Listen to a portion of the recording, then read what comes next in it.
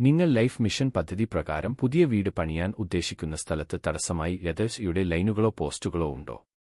Life mission ഭവന പദ്ധതി പ്രകാരം പുതിയ വീടുകളുടെ നിർമ്മാണത്തിന് തടസ്സമുണ്ടാക്കുന്ന 11 കെവി ലൈനുകൾ ലൈനുകൾ പോസ്റ്റുകൾ മാറ്റി സ്ഥാപിക്കുന്നതിനുള്ള ചിലവ് പരമാവധി 50,000 രൂപ വരെ KCBL വഹിക്കുന്നതാണ്.